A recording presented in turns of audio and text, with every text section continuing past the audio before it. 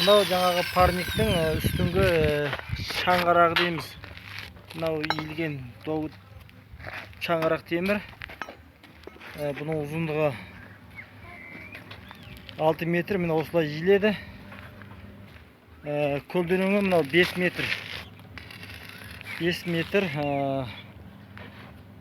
Бұл жаңағы жалғамалы жылыжайларға келеді.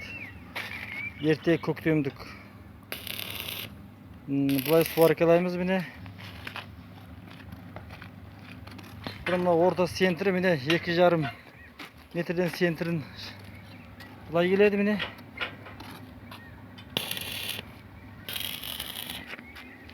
Көрдіңіздер, бұдай 1,40 орта центрдің биіктігі.